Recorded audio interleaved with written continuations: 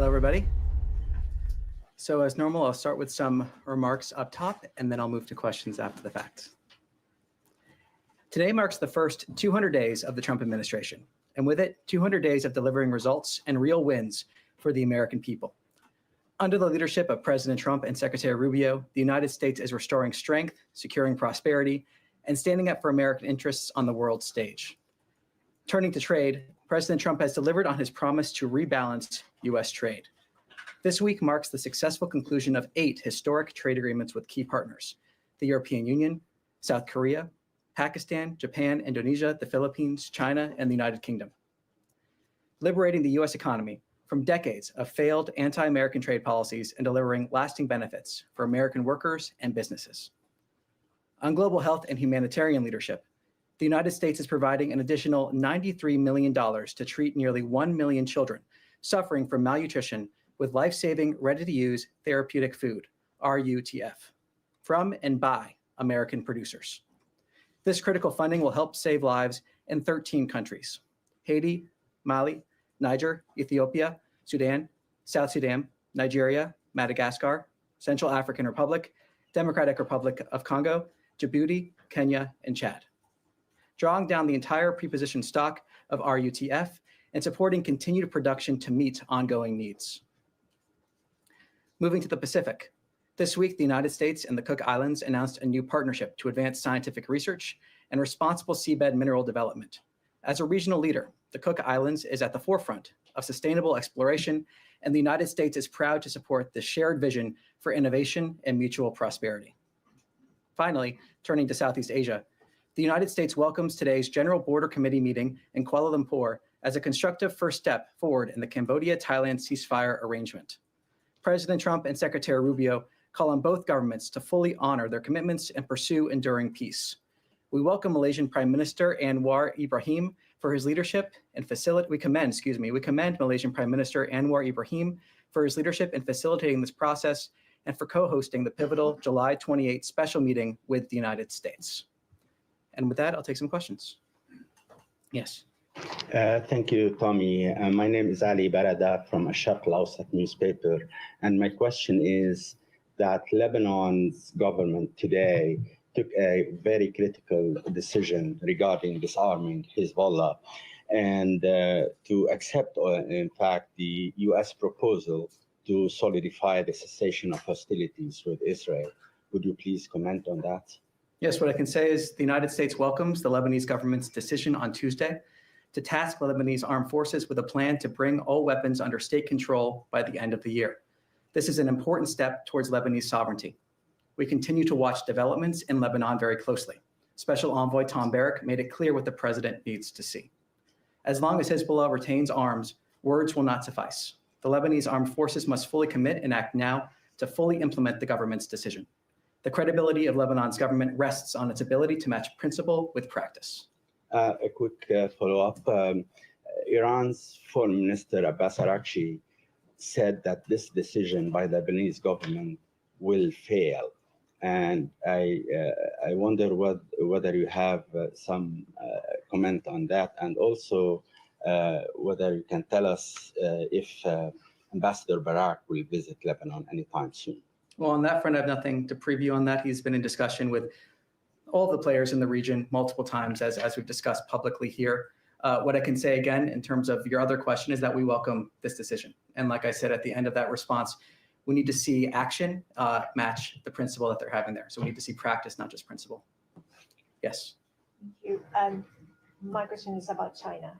While both the US and Chinese leaders are trying to have a summit meeting in the near future, the Russian and Chinese navies carried out joint exercises in the Sea of Japan, including anti-submarine drills.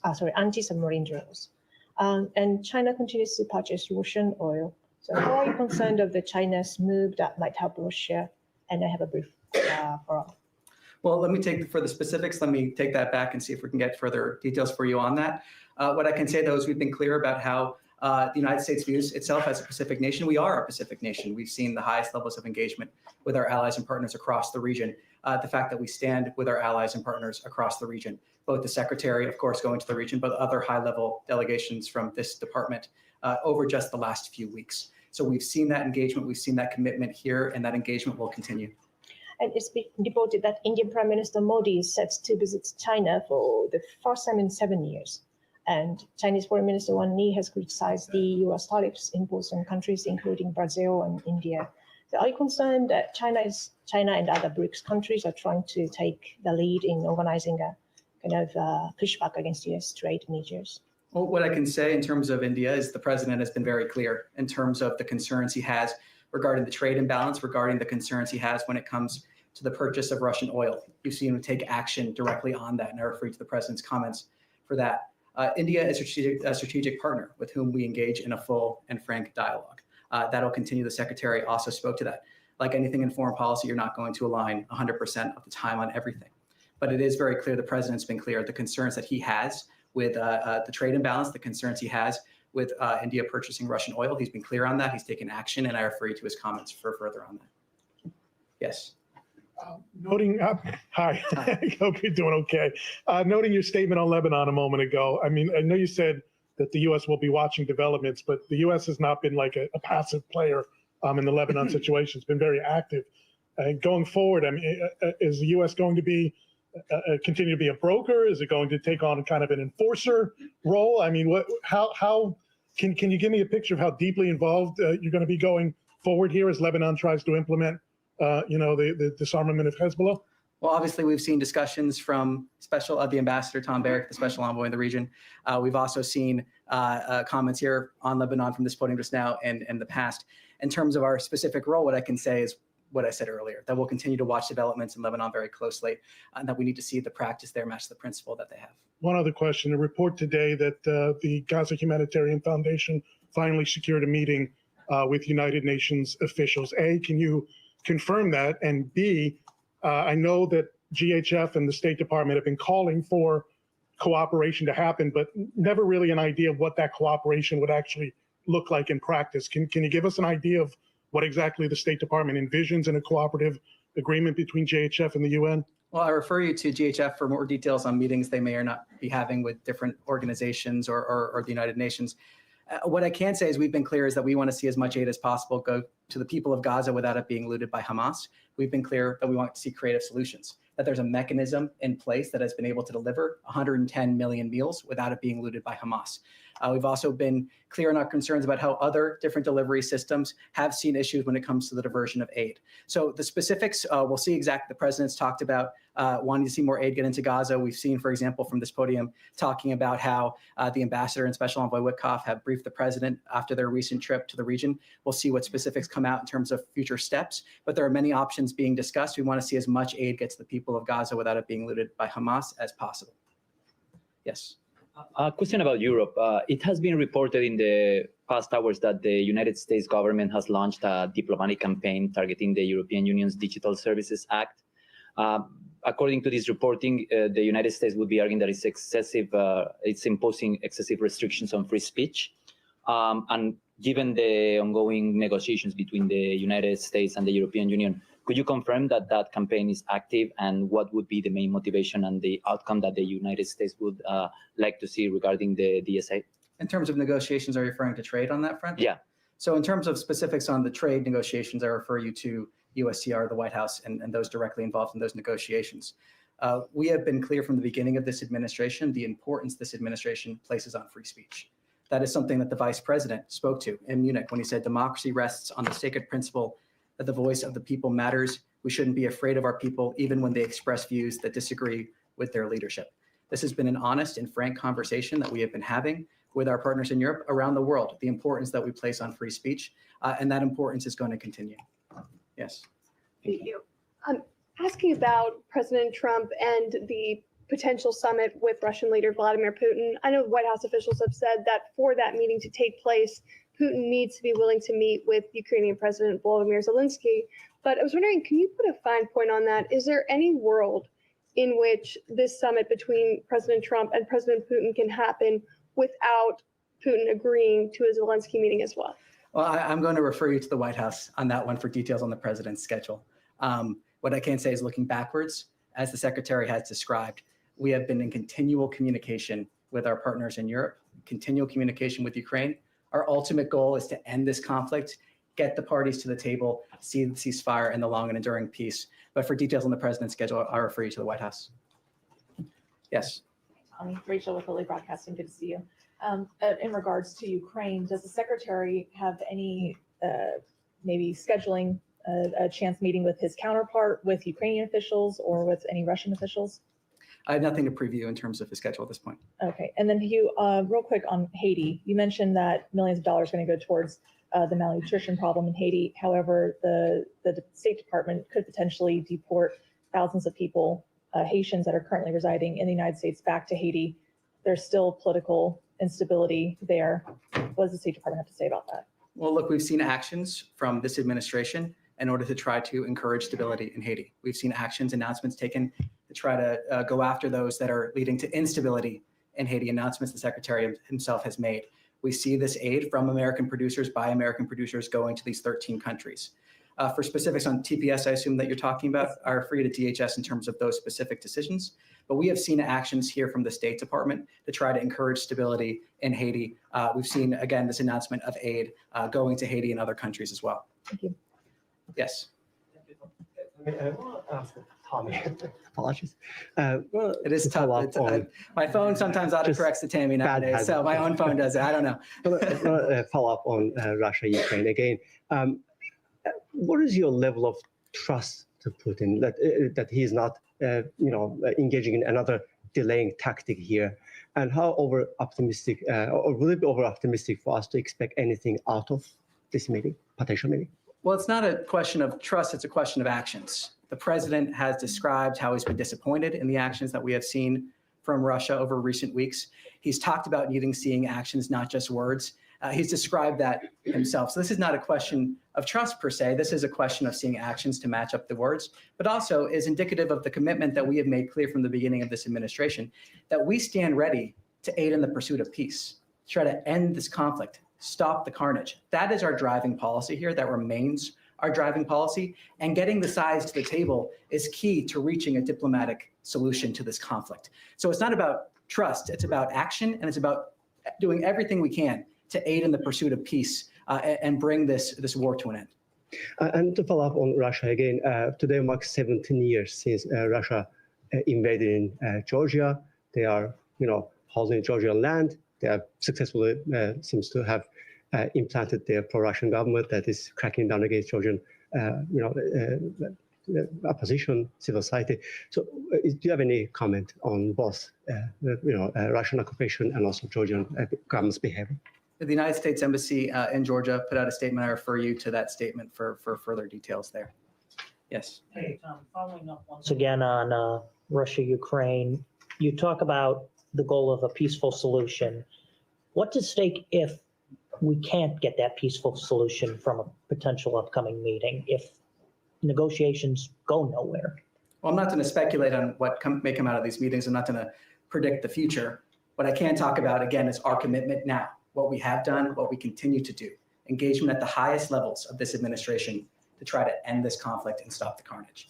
We stand ready, like I said, to aid in the pursuit of peace. We continue to do that. So I'm not going to speculate or predict the future, but I can talk about that commitment we've seen already and continue to see. Yes. Thank you. On the West Bank. I'm sorry? Okay. Again, thank you, Tom. On the West Bank, it's been much in the news. We've seen legislators go and visit settlements and so on, illegal settlements, talk about settlements. We know that the Speaker of the House was shown actually a plan for annexation. Now, a group of Israeli academicians issued a paper. They said that the West Bank is actually being annexed very quietly and so on. And the settlers are targeting some villages where a lot of Palestinian Americans go because they go and they build homes and so on to basically discourage development of the West Bank. My question to you, what kind of designation do you assign to the Palestinians in the West Bank and under occupation? Are they an occupied people? What status do they have? Do they occupy, let's say, they have autonomy, partial autonomy, whatever? So can you please give us, if you have a position on what designations the Palestinians have in the West Bank? We'd like to hear it. Well, the position that we do have is that we want to see a stable West Bank, that keeps Israel secure and is in line with this administration's goal to achieve peace in the region. Within the short term, we remain focused on ending the war in Gaza. And then once we have broader discussions in terms of what we may see that leads to longer peace and prosperity in the region, I'm not going to preview those here, but we have continually decried violence in the West Bank from this podium and elsewhere, no matter who commits it. And we want to see a stable West Bank that, again, keeps Israel secure and is in line with our ultimate goal to see a prosperous region. Now, the family of Khamis Ayad, who the Palestinian American that was killed last week, have requested the State Department or the U.S. government to investigate the circumstances of his death. He died as a result of fire and smoke inhalation that was started by the settlers. Have you talked to the Israelis about this? Do you have any result? Do you trust their investigation? Well, look, I refer you to comments that spokesperson Tammy Bruce made at this podium just a few days ago. I'll also repeat here that we have no higher priority than the safety and security of the American people. Okay. Yes. Thank you, Thomas. I have two questions. One is related to Europe and the relationship with the US. So we've seen in the war in Ukraine a big division in Europe and the inability to sort it out. And how much the issue that we're seeing in Europe, this division, forced the president of the United States to take it over and say, hey, I have to deal with this and try to meet Putin, because the European were unable to kind of put on the table Zelensky and Putin? Well, the president has been clear he wants to see our European partners step up in a variety of different areas. We saw, for example, the recent NATO deal in terms of weapons being sold to NATO, and then they can then give those weapons to who they wish. The president is a deal maker, as the secretary was describing just yesterday. He is a deal maker, and he's able to reach deals on behalf of the American people, but then also that lead to a safer world. So the president stands ready, like I said, to aid in the pursuit of this peace, but he has also been clear that we need to see our European partners stepping up in terms of defense spending, in terms of a whole variety of other measures here. And that remains in terms of needing to see our European partners also step up. Yeah, and if I can ask you on the other front, will the United States will be involved in on the Gaza and Israeli situation beside the humanitarian foundation? Are there in place any other plan to try to bring this war to an end beside diplomacy? Well, so I'm not going to preview what decision the president may make. I already described how he was briefed following the trip, Special Envoy Witkoff and Ambassador Huckabee. There's been several different options that have been discussed. The main driver here is creative solutions. We want to see creative solutions, and we want to see a mechanism in place that delivers aid to the people of Gaza without it being looted by Hamas, without seeing aid diversion. That is the primary goal that we're having here. That's what we want to see. And we've been calling for creative solutions in order to get to that end. We've supported the Gaza Humanitarian Foundation because that mechanism, it is a mechanism in which that has been allowed to happen. 110 million meals that have been delivered to the people of Gaza without it being diverted or looted, stolen by Hamas. So we're continuing to call for creative solutions. We want to see more people involved. We want to see partnerships, but based under a mechanism that allows aid to reach the people that need it. Thank you. I want to ask two questions. First, just following up on your topper. Can you tell us a little bit more about when you expect the RUTF to actually move? And can you clarify, is this the same food aid that was previously frozen as part of the review? Well, we had another announcement on food aid. I'm not entirely sure what you're referring to there specifically, but there have been two recent announcements on food. What I can say in terms of this proposal is that this proposal is for 11,285 additional metric tons of RUTF under this award. In terms of these commodities are currently held in warehouses operated by the RUTF, and they're produced by producers in Rhode Island or Georgia. The details of this specific procurement are sensitive. It is ongoing. We've announced this intent to have the $93 million worth of drawing down and then additional procurement. When we have additional information in terms of exact timing, we can provide it. Sorry, Tommy. And can I have one more on? Say that on this specifically, this is stuff that was, your comment said that you're drawing down the entire stock of pre-positioned supplies. And then replacing it as well. So it's Yeah. But all of this stock that you're distributing, this 11,285 tons, was actually purchased and sent to these warehouses in the previous administration. Is that correct? Well, I'll find out exactly when it was sent. I know that there's the 11,285 additional metric tons. So in terms of the breakdown of how much of that is additional versus pre-positioned, I can't speak to Well, now. you said it was an additional 93 million. Okay. Yes, excuse me, that was request for proposals to producers for the additional 11,285 metric tons. So that's all going to be new. That was the request for proposal for additional metric tons. That is what I have here in terms of making sure I get you the exact specifics on the numbers. I just want to know if this is food assistance that this administration has put into these warehouses, or if it was food assistance that was put in under the previous administration, some of which, as we know, was destroyed. Yeah, so as I was going through the numbers, I do have a breakdown here. Beautiful benefit of having some notes here. So the entire pre-positioned stock of RUTF is 1,209 metric tons, but the funding will also be used to order the production of an additional 11,285 metric tons. Thank you. Can I follow up on the one other question? Now that the Israeli Prime Minister has confirmed in a Fox interview his intention to occupy all of Gaza, can you speak a little bit more on the U.S. position on this? Do you see this as a way that is helpful to secure the release of the hostages still being held there and to see humanitarian aid flow? Well, what I can speak to is our policy and our initiatives here. And our three focuses, as the Secretary outlined yesterday, remain getting humanitarian aid into Gaza without it being looted by Hamas, remains seeing the hostages released, and remains making sure that Hamas cannot continue to exist, because there can be no long-term prosperity with Hamas as a governing force or otherwise within Gaza. So that's what our policy is. That's where our focus is. That's what I can speak to. For further details on Israel's policy, I would refer you to the government of Israel. Yes. Thank you, Tommy. I wanted to follow up on my colleague's question about India, because I understand we've certainly heard, as you mentioned, the president's frustration and upset about India purchasing Russian oil. But we've seen a longer-term tension, it seems, rising in U.S.-India relationship. We saw Indian officials back in May who were upset about the president talking publicly about a role in having brokered a ceasefire between India and Pakistan. We saw the meeting with the Prime Minister of India that was supposed to take place at the G7 in June canceled because the president had to leave early to return to Washington. And now this tension over tariffs.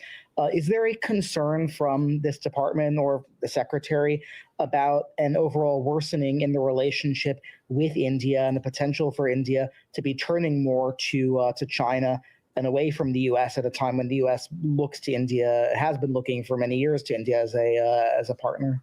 Well, what this is about is an honest, full, and frank dialogue about real concerns that this administration has, that the president has outlined very clearly, addressing those concerns through his actions. He's spoken about them, whether it's about the purchase of Russian oil, whether it's about the trade imbalance. Addressing those concerns is important. And that's part of what it means to have a frank dialogue, to address those concerns that you have, and then hopefully have conversations to see those concerns addressed. So the president's been very clear. His concerns about what he has seen from India speak for themselves. He's truthed multiple times about it. But ultimately, this is about a frank and full dialogue. And that's what it means to advance American interests. That's what it means to really have full diplomatic dialogue with partners to address concerns that we need to see addressed. To the back of the room. Yes. Thanks, Tommy. Earlier today, President Truth, and this is how we call it, Truth, that he was hoping that all Arab nations would join the Abraham Accords. Do you have concern that Israel's decision to take over Gaza completely will, if not delay, really kind of jeopardize the ability to move forward with the Abraham Accords? Well, I'm not going to predict the future or speak for the opinions of other governments. What I can say is that President Trump is a deal maker. President Trump wants to see peace and constructive dialogue. He knows how to make a deal. He knows how to bring people to the table. That has been evident both in the previous administration when we saw the beginning of the Abraham Accords, and now the Abraham Accords then being something that many people thought would not have been possible, and yet he still was able to accomplish that with many different nations joining the Abraham Accords. So I think what's clear is that the president can accomplish what many people think is not possible. I'm not going to predict the future or speculate on how others may view certain actions, but the president remains committed on this. He's made that clear. Yes. Can I Tommy. Thank you. In his interview yesterday, Secretary Rubio made it clear that of Russia and Ukraine, the U.S. would have to bring them close enough in order for a meeting involving President Trump to be worthwhile and productive. As of right now, are they close enough? Well, I'm not going to get ahead of what the White House may announce here. I mean, ultimately, the secretary laid out saying that that was one of the things that they were discussing here when we're looking towards a potential meeting or other sort of engagement. So I will leave that to the White House or the president to decide when that happens and take his lead here. And it is a credit to his leadership that we've seen the engagement we have seen, the parties come to the table when they have come to the table, and the further engagement to try to pursue peace here. Assuming they are not close enough and there is no ceasefire in place by tomorrow, which was the previously stated deadline in order to forestall sanctions by the U.S., are sanctions going to be imposed tomorrow, either secondary or any other sort? A lot of speculation involved there. I'm not going to speculate from here. I mean, it was a pretty hard deadline by the president, and administration officials had indicated they were expected to be put in place. Well, as you said, assuming, that's kind of where I draw the line in terms of speculation. Yeah. I'll refer to the White House to speak more to the president and defer to the president. I want to get ahead of him, but not going to speculate from here. One last finer point question. Secretary also in this interview indicated that Special Envoy Witkoff heard from the Russians about what they were asking for in order to bring an end to the war. Did they put any concessions on the table? Well, as the secretary described in his interview yesterday, we saw conditions, which is the first time, as he described, that we have seen some of these conditions that would be needed to see an end to this war. I'll leave it to him to characterize what we saw from the Russians, and conditions is the word that he used. Yes. Thank you, Tommy. Two questions on Syria. As President Trump has instructed the State Department to review the removal of Syria's sponsor of terrorism status, will that happen soon? And what would that mean in terms of sanctions? Sorry, repeat your question one more time. Yeah. President Trump has instructed the State Department to review the removal of the Syrian sponsor of terrorism status. Will that happen soon? And what would that mean in terms of sanctions? I'm not going to preview the finalization of certain sanctions announcements. When we have something to announce, we'll announce it. What I can say, as the president has said, as Special Envoy Barak has said, as the secretary have said, we want to give Syria a chance for greatness. And that Syria is at a critical crossroads here when it comes to the ability to achieve that. So we continue in dialogue here. We continue having the conversations with all different stakeholders in the region. When we have something to announce, we'll announce it. And the second question, as you are mediating the negotiation between the Syrian Democratic Forces and the Syrian government, have you seen any progress in these negotiations recently? And last week, Tammy said that the U.S. position has not changed on the evolution of these negotiations. Can you clarify that whether the U.S. dictating the Syrians and SDF in these negotiations, or if you are leaving that for the Syrians to make decision if they want a federal state or if they want to have a centralized state? Well, Special Envoy Barak has spoken about this. I'm not going to go further than his comments in terms of talking about sensitive conversations between different parties. I'll refer you to his comments on more detail there. Yes, Michelle in the back. Thank you. I'm sorry, I'm sitting way back. Can you explain why the State Department is rewriting the human rights report? I understand it's coming out soon, but it's been changed, and you're dropping certain things like LGBTQ rights. Just explain why. Yeah, what I can say is that this human rights report, in terms of the one that is set to upcome, just for people watching at home, is set to talk about 2024. It is a series of reports for different countries. Part of the reason why we are seeing an effort to readjust this is to make it more readable, to make it more digestible, and also to reflect some of the changing priorities that we've seen from the previous administration to this one, priorities that were voted by the American people, and we at the State Department are here to carry out and fulfill. So we're seeing an ongoing conversation, and in regards to that, we're seeing an effort in order to try to make this more usable, more readable, while also reflecting the changing priorities of this administration compared to the last one.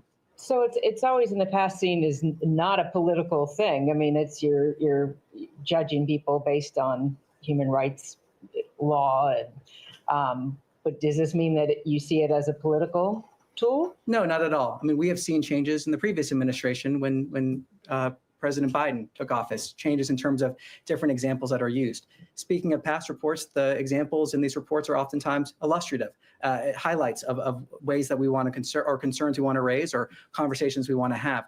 So no, it's more of just making sure that we're implementing the policy and priority of this administration. It's not political in terms of how that was described. Yes. couple of questions on Azerbaijan and Armenia.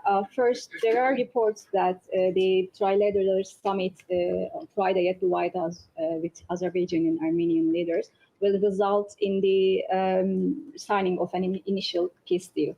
Can you confirm? Could you please elaborate on that? And also, could you please clarify the U.S. position on this Zangezur corridor, this transit corridor? Well, on that second point, let me see if I can get you more details there. On your first, I refer you to the White House for details on what will happen. It may or may not be happening. And on Turkey, like how do you see Turkey's role in this? We know that Turkish President Erdogan recently, both separately, met both with Armenian and Azerbaijan leaders.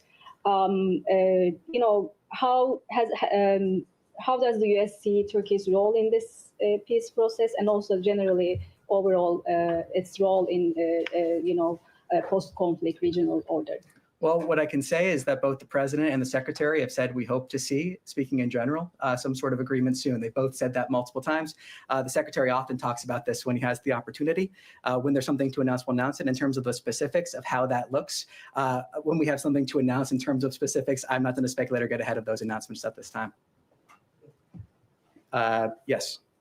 Yes. Oh, thank you so much. My name is Jordana from Harbor Agency. U.S. Ambassador to Uzbekistan, Mr. Jonathan Hennick, said that it's the best time for Donald Trump to visit Central Asia. I know you don't speak for President, but this year is 10th anniversary of C5+1 platform, where Central Asian 5 countries engage with United States to make the relationship more fruitful. So do you have any plans to do for this year? Because it's already August and we have like 3 months left. Anything planned for United States and Central Asia cooperation? Well, nothing to preview at this point in terms of scheduling there. Thank you. My name is Nazira Karime. I'm Afghan journalist. I have 2 questions, sir. One question is any update about U.S. policy toward Taliban regime. Number 2, Foreign Minister of Taliban had a plan to visit Pakistan. There is rumor that United States stopped him, prevented his visa. Is it true? And my second question, President Trump said we are going to help Afghan allies to come to the United States, the people who has a SIV visa. Which kind of help U.S. authority will prepare for them? Because a lot of them waiting in Doha, Qatar, Abu Dhabi, Pakistan, and different part of country. So a couple questions there. I believe on your second regarding Pakistan, I'm not going to comment on rumors from this podium. Visas. Yeah, so I'm not going to comment on rumors from this podium. In terms of your question on SIVs, we see a continual processing of SIVs. That processing has continued. That has continued for many, many years. We have seen that because of the initiatives as President Trump was talking about. So the SIV processing has continued. We expect that to continue, but also we're seeing many hundreds of those visas being processed as we go forward here. So nothing further beyond that, but the processing for SIVs for Afghans has continued. Thank you. Yes. Thank you. I would like to ask you about Serbia. Secretary Rubio had a meeting with Serbian officials yesterday. Can you please provide some details beyond the readout that I'm familiar with, specifically on Secretary Rubio's broader plans for U.S.-Serbia relations and the strategic policy framework surrounding the engagement?